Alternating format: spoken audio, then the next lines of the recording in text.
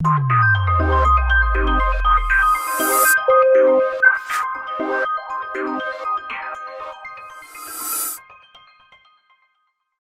बच्चों, आज हम यहाँ पे बात करने वाले हैं विद्युत चुंबकीय तरंगों की। विद्युत चुंबकीय, जैसा कि नाम से ये बात बहुत क्लियर है कि ये तरंगें विद्युतीय क्षेत्र और चुंबकीय क्षेत्र दोनों से मिलकर बनी होती है।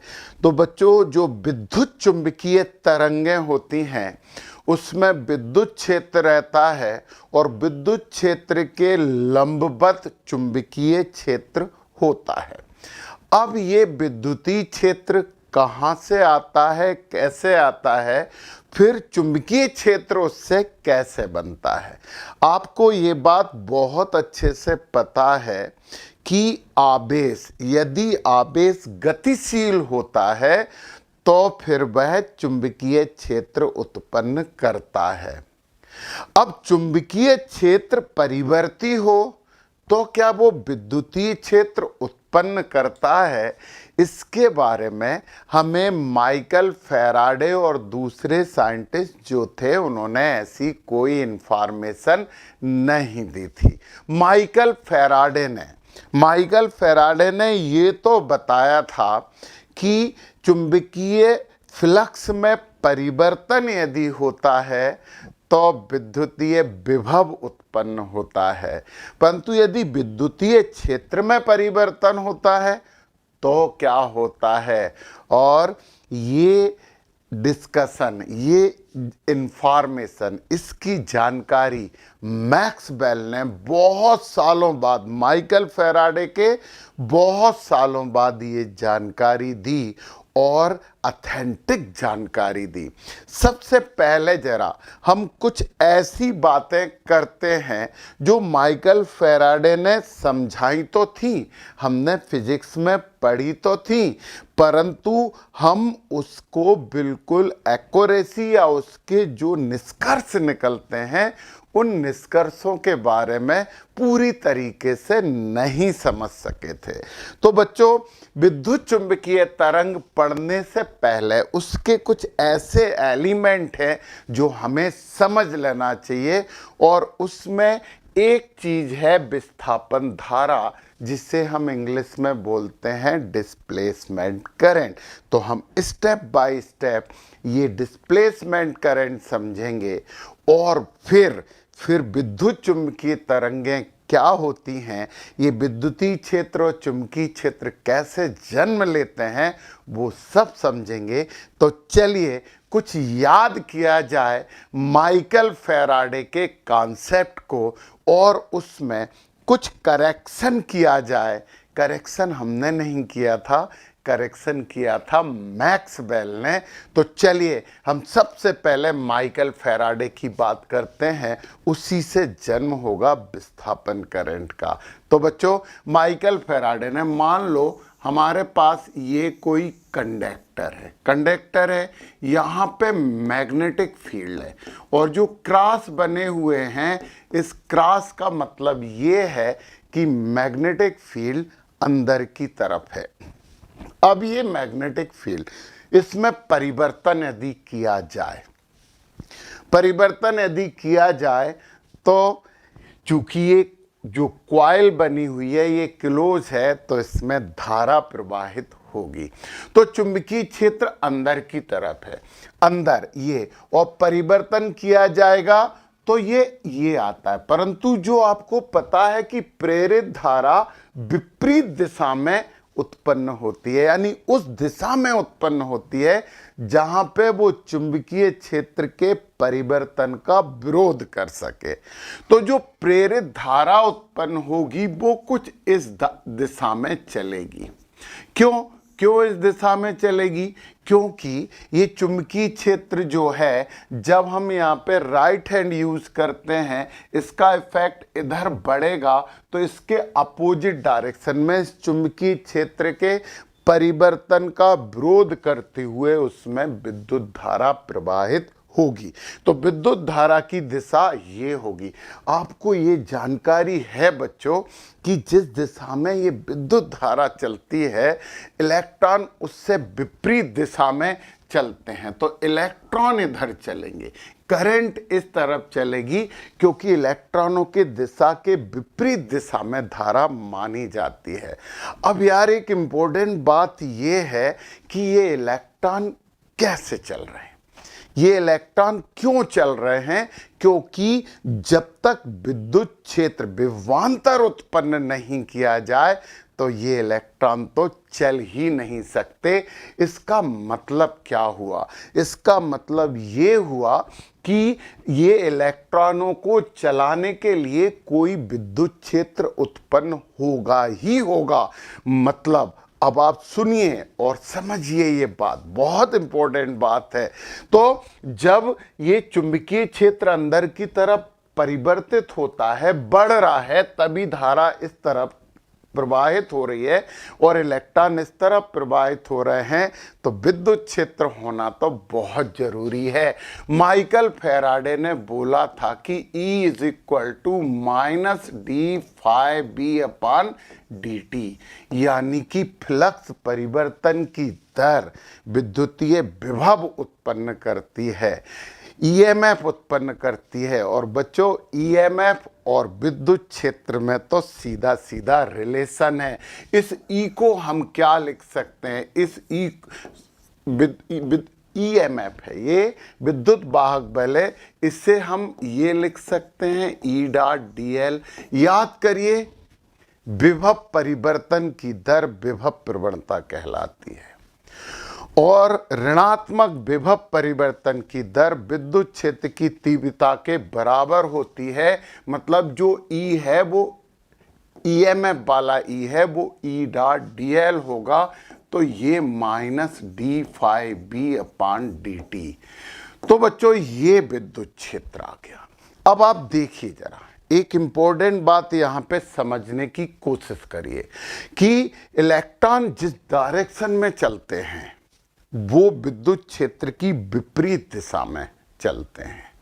विद्युत क्षेत्र होता है प्लस से माइनस की तरफ, है ना। ई की जो दिशा होती है ना, ई कहाँ होता है? Plus to minus, positive to negative. और जो इलेक्ट्रॉन चलते हैं, इलेक्ट्रॉन का जो मोशन होता है, इनकी गति होती है, वो माइनस टू प्लस चलते हैं, माइनस से प्लस की तरफ चलते हैं। मतलब जिस डायरेक्शन में इलेक्ट्रॉन चल रहे हैं उसकी विपरीत दिशा में विद्युत क्षेत्र उत्पन्न जरूर होगा। मतलब यहाँ पे यदि इलेक्ट्रॉन ऐसे चल रहे हैं तो यहाँ की बात करें तो इसमें विद्युत क्षेत्र ये होगा। यहाँ पे यदि हम विद्युत क्षेत्र की बात करें तो ये उत्पन्न होगा और यहाँ विद्युत क्षेत्र इधर उत्पन्न होगा, ये विद्युत क्षेत्र उत्पन्न होगा। तो एक बहुत इंपॉर्टेंट बात, जो सबसे पहली बात जो आपको नोट करनी है वो ये है कि जो परिवर्ती चुंबकीय क्षेत्र विद्युत क्षेत्र उत्पन्न करता है। परिवर्ती चुंबकीय क्षेत्र विद्युत क्षेत्र उत्पन्न करता है और जब तक विद्युत क्षेत्र नहीं होगा तब तक इलेक्ट्रॉन चलेंगे ही नहीं, और इलेक्ट्रॉन नहीं चलेंगे इसका मतलब है कि धारा प्रवाहित होगी ही नहीं। तो पहली इंफॉर्मेशन आपको यहाँ पे मिली, ये आप नोट कर लें कि परिवर्ती चुंबकीय क्षेत्र विद्युत क्षेत्र उत्पन्न करता है, तभी तो धारा प्रवाहित होती है। मतलब प्रेरित धारा प्रवाहित होगी। तो कब होगी वो प्रेरित धारा प्रवाहित? तब कि विद्युत क्षेत्र उत्पन्न करेगा। और ये हमारे पास एक रिलेशन तो पहले से ही है विद्युत चुंबकीय प्रेरण में, इसको आप समझ चुके हो। और पहली बार ये और इसका रिलेशन हमने पढ़ा था धारा विद्युत में, परंतु ये विद्युत क्षेत्र की बात हमने नहीं की थी। तो क्या ये विद्युत क्षेत्र एक समान रहेगा? क्या ये विद्युत क्षेत्र यूनिफॉर्म रहेगा? नहीं जी, विद्युत क्षेत्र भी परिवर्ती होगा। तो जो विद्युत क्षेत्र आता है, ये बात भी आपको नोट करनी चाहिए कि ये विद्युत क्षेत्र भी परिवर्ती होगा। तो अब आप ध्यान से सुनिए और समझिए कि परिवर्ती चुंबकीय क्षेत्र परिवर्ती विद्युत क्षेत्र उत्पन्न करता है। और एक और बात आपने पहले से ही पढ़ी हुई है कि चार्ज इन मोशन, यानी आवेश यदि गतिशील अवस्था में होता है तो वो चुंबकीय क्षेत्र उत्पन्न करता है। अब एक बहुत अच्छे कंक्लूजन पे बच्चों हम यहाँ पे पहुंचे हैं, और वो कंक्लूजन, निष्कर्ष ये है कि परिवर्ती चुंबकीय क्षेत्र से परिवर्ती विद्युत क्षेत्र उत्पन्न होता है, और परिवर्ती विद्युत क्षेत्र से परिवर्ती चुंबकीय क्षेत्र उत्पन्न होता है। यानी दोनों एक दूसरे को उत्पन्न करते रहते हैं। कहीं ना कहीं ये basic information about electromagnetic waves तो है, विद्युत चुंबकीय तरंगों के बारे में ये एक बुनियादी जानकारी है। चलिए इसी चीज को हम एक तरीके से और समझते हैं, क्योंकि बात तो हमें यहाँ डिस्प्लेसमेंट करंट की करनी है कि ये डिस्प्लेसमेंट करंट कौन सा है। तो पता बच्चों, यहां पे जो सामान्य धारा होगी उसे हम चालन धारा बोलेंगे, कंडक्शन करंट बोलेंगे। सामान्य धारा को हम यहां पे IC वर्ड यूज करेंगे, ये I ही है। यदि यहां पे I लिखें तो भी आप IC ही लिखना, और जो विस्थापन की जो धारा है, विस्थापन करंट है, उसे हम ID से प्रदर्शित करेंगे। अब हमें समझना है कि ये विस्थापन धारा का जन्म कैसे होता है। चलिए यहाँ पे हम एक समांतर प्लेट संधारित्र लेते हैं। ये क्या है? ये है समांतर प्लेट संधारित्र, पैरेलल प्लेट कैपेसिटर संधारित्र है। और संधारित्र को हम किसी बैटरी से कनेक्ट कर देते हैं। ये बैटरी है ये, और यहाँ पे एक लगा दिया हमने स्विच की, और यदि की को ऑन कर दिया जाए, ये प्लस है और ये माइनस है, ये दोनों प्लेट हैं हमारे पास A और B। अब बच्चों ध्यान देना, समझना ही पड़ेगा, क्योंकि NCERT ने कहा है कि विद्युत चुंबकीय तरंगों को समझने के लिए हमें बहुत सी 12 से आगे की क्लास की इंफॉर्मेशन भी लेनी पड़ती हैं। तो कुछ तो हम जरूर लेंगे यहाँ पे।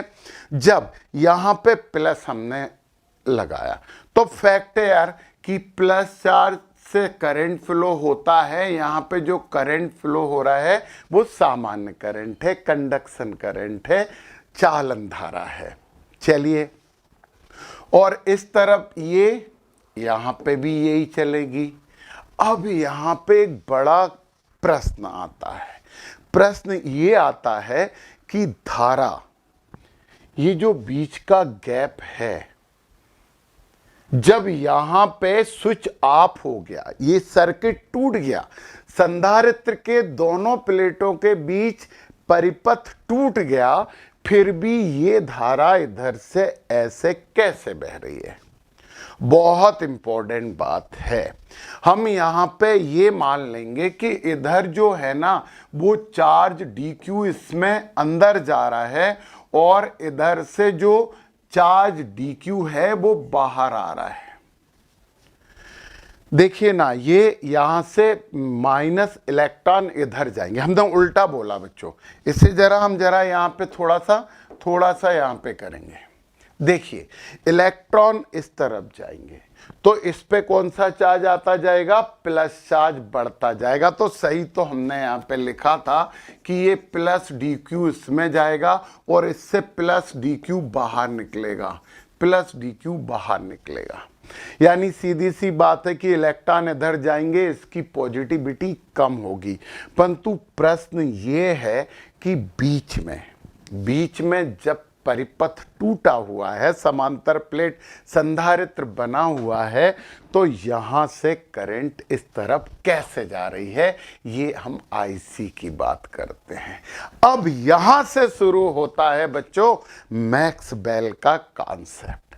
मैक्स बेल ने क्या किया, चूंकि ये करंट परिवर्ती होगा, परिवर्तित होता रहता है आईसी, तो धारा प्रवाहित होती है, यानी इलेक्ट्रॉन चल रहे हैं, चार्ज इन मोशन। जब चार्ज गतिशील अवस्था में रहेंगे तो चुंबकीय क्षेत्र का निर्माण तो करेंगे। यहां पे यदि वो मैग्नेटिक निडल रखते हैं तो उनने देखा कि वो निडल डिस्प्लेस हो जाती है, यहां पे मैग्नेटिक निडल रखी जाती है तो वो डिस्प्लेस हो जाती है। इसे थोड़ा सा और अच्छे से अपन बनाते हैं।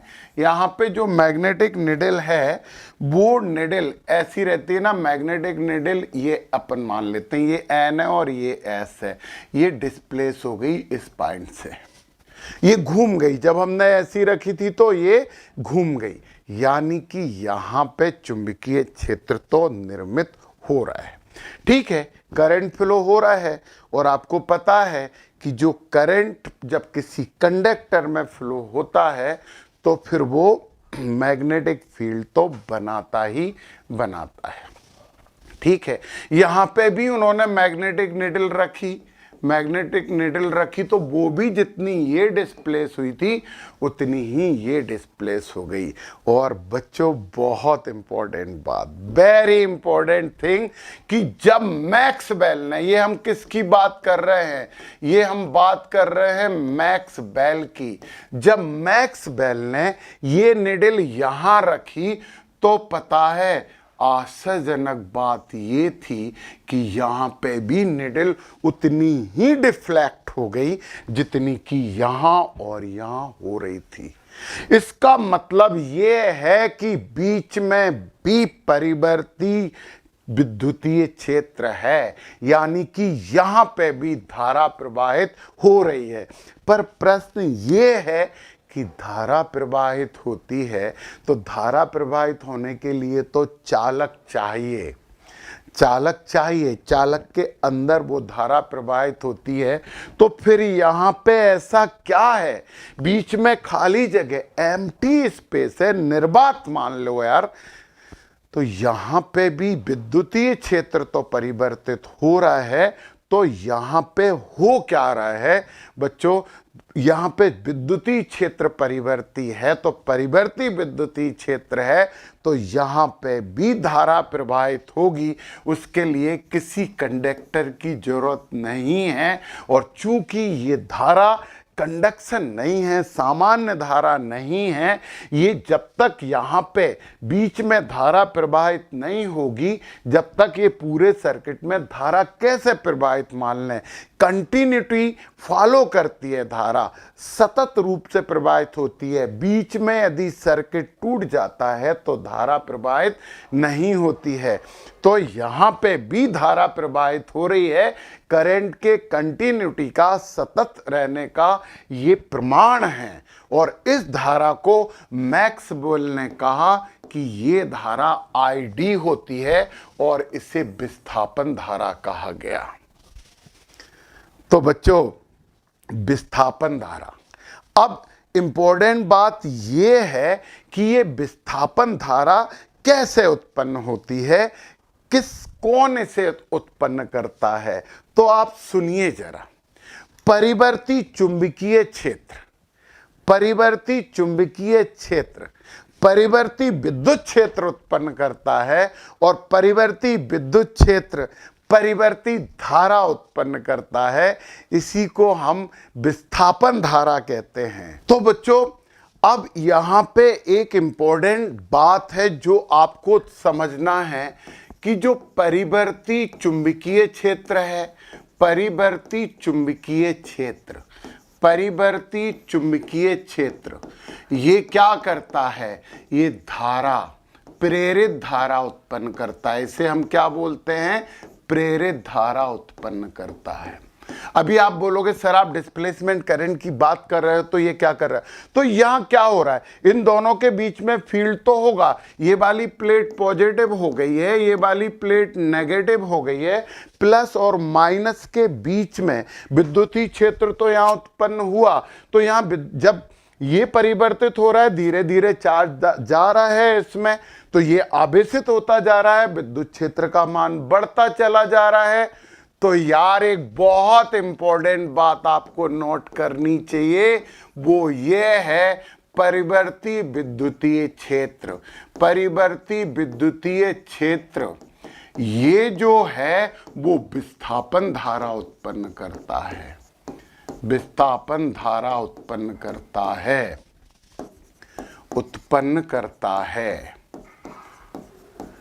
तो फिर ये विस्थापन धारा किसने उत्पन्न की? ये विस्थापन धारा बच्चों परिवर्ती विद्युतीय क्षेत्र ने उत्पन्न की। तो विस्थापन धारा यानी कि ID is equal to epsilon not d phi E upon dt, change in electrical flux, वैद्युतीय फ्लक्स में परिवर्तन की दर। माइकल फैराडे ने एक और बात बोली थी, वो उसके लिए बोली थी IC। हम IC की बात कर रहे हैं। IC इज इक्वल टू होता है d phi B upon dt। Opposite direction के लिए माइनस साइन लगता है, यहाँ पे हम मैग्नीट्यूड की बात कर रहे हैं इसलिए हमने यहाँ पे कोई माइनस साइन नहीं लगाया है। तो बच्चों ये जो यहाँ पे विस्थापन धारा उत्पन्न होती है उसे उत्पन्न करता है परिवर्ती विद्युतीय क्षेत्र। परिवर्ती विद्युतीय क्षेत्र परिवर्ती चुंबकीय क्षेत्र भी उत्पन्न करता है। परिवर्ती चुंबकीय क्षेत्र परिवर्ती विद्युत क्षेत्र भी उत्पन्न करता है। परिवर्ती चुंबकीय क्षेत्र धारा प्रेरित धारा उत्पन्न करता है। परिवर्ती विद्युतीय क्षेत्र विस्थापन धारा उत्पन्न करता है। अब हमने यहाँ पे एक और इम्पोर्टेंट बात की थी कि जितना करंट ये होगा उतना ही करंट यहाँ ID का होगा, तभी तो कंटिन्यूटी फॉलो करेगा, ये सतत प्रवाह का पालन करेगा। तो चलो यार बच्चों अब हम ये चीज भी प्रूव कर दें कि जो कंडक्शन करंट है, चालन धारा है, वो विस्थापन धारा के बराबर होती है। चलिए अब जरा हम ये बात पहले प्रूव करते हैं और अभी हम और समझेंगे इसे, परंतु सबसे पहले तो हमें एक बात प्रूव करनी है कि IC is equal to ID। और यहाँ पे हम प्रश्न बना देते हैं कि ये पूछा गया है कि ये सिद्ध कीजिए कि IC और ID बराबर होती है। हम एक बात आपको और समझाना चाहते हैं, ये है वो समांतर प्लेट संधारित्र। यहाँ पे प्लस माइनस ये स्विच भी ऑन कर दिया, यहाँ पे एक पॉइंट है X, यहाँ पे एक पॉइंट है Y, ये चलो यही ले लेते हैं। तो BX is equal to BY होगा, परंतु बीच में तो ये प्लस है और ये माइनस है, और यहाँ पे क्या उत्पन्न हो गया, विद्युतीय क्षेत्र। ये जो विद्युतीय क्षेत्र उत्पन्न होता है ये विस्थापन करंट देता है। तो चलिए यहाँ पे हम जानते हैं कि वी नो दैट, ये बात हम बहुत अच्छे से जानते हैं कि I is equal to DQ upon DT। अब ये तो करंट है ना, IC है ना, ये तो IC इज इक्वल टू आवेश प्रवाह की दर धारा कहलाती है। ये कंडक्शन करंट है, चालन करंट है। ये बात हम इक्वेशन नंबर फर्स्ट मान लेते हैं।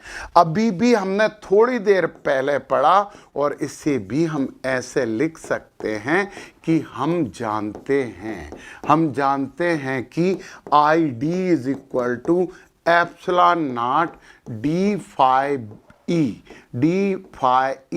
Upon dt। ये भी हमें पता है।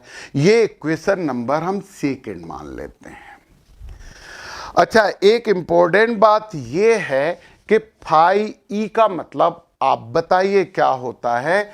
Phi E is equal to होता है E into A cos theta, और डायरेक्शन सेम है करंट की क्षेत्र के, तो 0 होगा थीटा, इसलिए ई ए लिखेंगे, cos 0 तो 1 हो जाता है।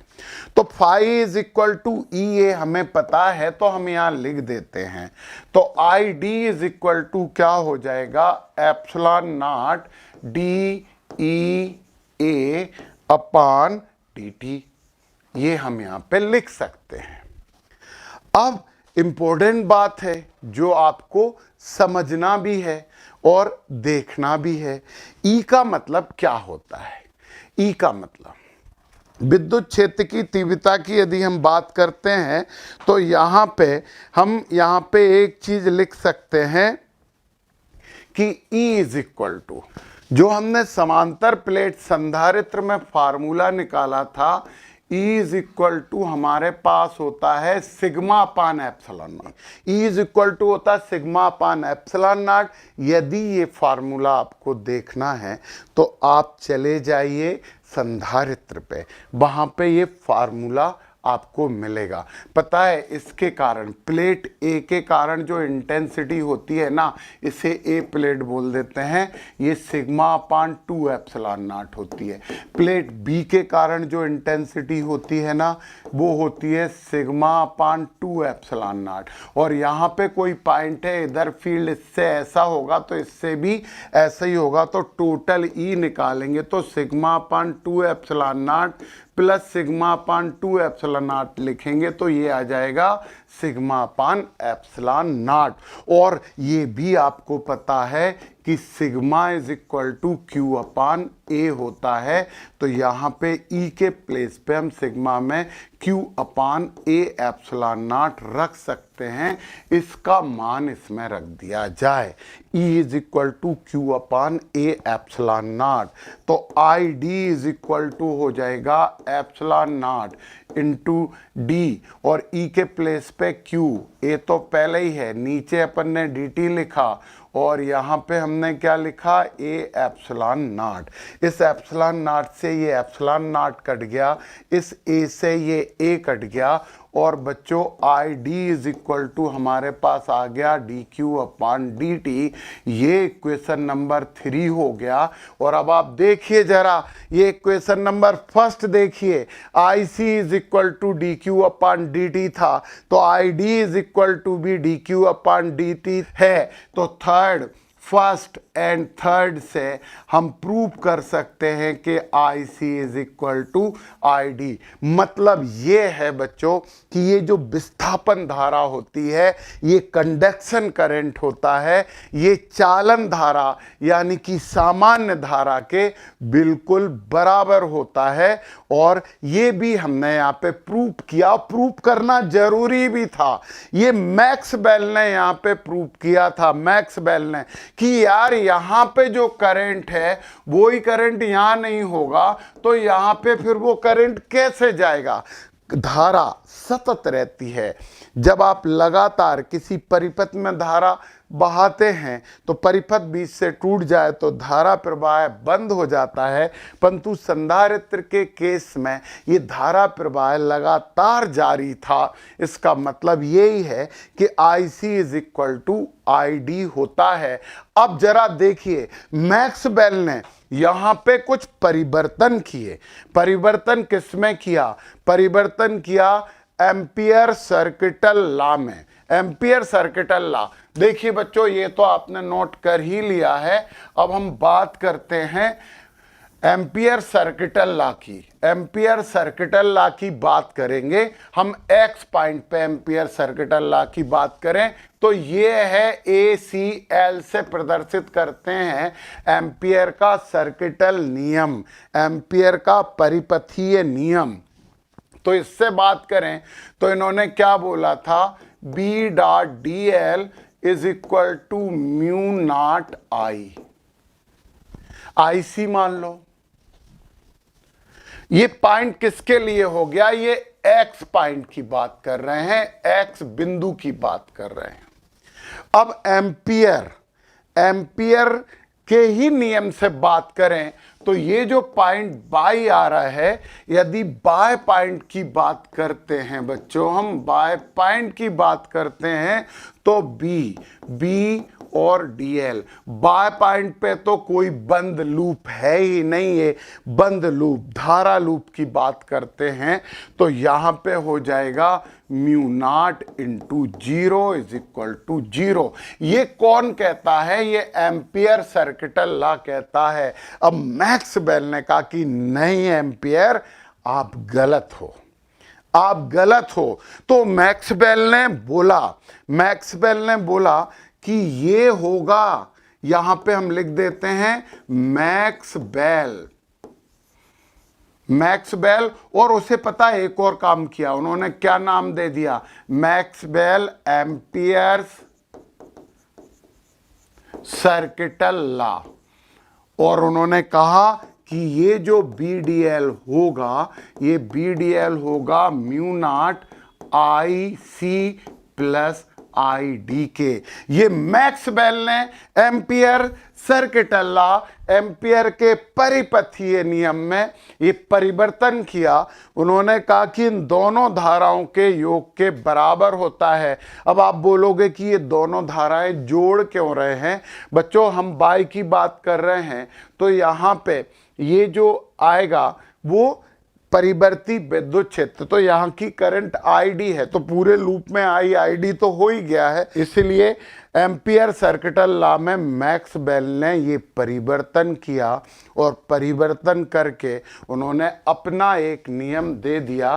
परंतु पता है यहाँ पे Maxwell Ampere circuital law नहीं दिया था। हम मैक्स बेल के प्रति थोड़ा सा सम्मान प्रदर्शित कर दे, इस लॉ को उन्होंने नाम दिया था, पहले नाम लिखा था एम्पियर, फिर लिखा था मैक्स बेल। उन्होंने कहा नहीं, एम्पियर बड़े थे, Ampere Maxwell circuital law. उन्होंने अपना नाम पहले नहीं दिया था, उन्होंने एम्पियर का नाम पहले देके और ये परिपथीय नियम उन्होंने दिया था। तो बच्चों, इंपॉर्टेंट बात है कि ये विस्थापन धारा किसने इसे जन्म दिया? मैक्स बेल ने इसे एक्सप्लेन किया। और इस तरह से मैक्स बेल ने एम्पियर सर्किटल लॉ, जो कि एक गलत बात कर रहे थे, यहाँ पे उनके हिसाब से VDL कोई मैग्नेटिक फील्ड नहीं आएगा, जबकि यहाँ मैग्नेटिक निडल उतनी ही डिफ्लेक्ट हो रही है जितनी कि वो एक्स पॉइंट पे डिफ्लेक्ट हो रही थी। इसलिए यहाँ पे उन्होंने ये करेक्शन कर दिया और हमें एक नया नियम मिला। बच्चों, आप सोचोगे कि ये आप विस्थापन धारा, आपके NCERT में भी सबसे पहला टॉपिक जो है वो विस्थापन धारा का ही टॉपिक है। सबसे फर्स्ट टॉपिक जो है वो विस्थापन धारा के बारे में ही जानकारी देता है, क्योंकि यहाँ पे कहीं ना कहीं कुछ गलत फहमी थी कि खाली स्थान में विद्युत धारा कैसे प्रवाहित हो सकती है। परंतु मैक्स बेल ने इसे प्रूव किया, वेरीफाई किया और उनने जो कथन दिए उस कथन को धारा के कंटिन्यूटी वाले सिद्धांत ने भी वेरीफाई किया, क्योंकि धारा कंटिन्यूस होती है और ये कंटिन्यूस सिद्धांत का भी यहाँ पे उस धारा ने पालन किया है। अब यहाँ पे हम ID के बारे में कुछ बात करते हैं, यानी बात तो कर ली है, विस्थापन धारा तो हम समझ गए हैं, परंतु हम विस्थापन धारा के कुछ गुण करते हैं और मैक्स बेल के कुछ इन्होंने जो इक्वेशन दिए हैं मैक्स बेल ने, जो कि हमें विद्युत चुम्बकीय तरंगों में उपयोग में आने वाले हैं, हम उनकी बात करते हैं। तो विस्थापन धारा के गुण, नंबर फर्स्ट, ये रूढ़िवादी धारा नहीं है। हाँ, ये परंपरागत धारा नहीं है, परंतु ये चुंबकीय क्षेत्र उत्पन्न करती है, इसलिए इसे धारा कहा जाता है, विस्थापन धारा कहते हैं। दूसरा पॉइंट, यह केवल परिवर्ती विद्युतीय क्षेत्र से उत्पन्न होती है। दोनों संधारित्र के बीच में जो विद्युतीय क्षेत्र है वो परिवर्तित होता है ना, तो ये केवल परिवर्ती विद्युतीय क्षेत्र से उत्पन्न होती है। दूसरा पॉइंट है, ये तो आपको पता है, यदि विद्युतीय क्षेत्र परिवर्तित नहीं हो रहा है, स्टैटिक स्टेट है, तो स्टेडी स्टेट है, तो ये धारा उत्पन्न नहीं होगी। यानी स्टेडी स्टेट में, स्थायी अवस्था में विद्युत क्षेत्र परिवर्तित नहीं हो रहा है तो ये धारा उत्पन्न नहीं होती।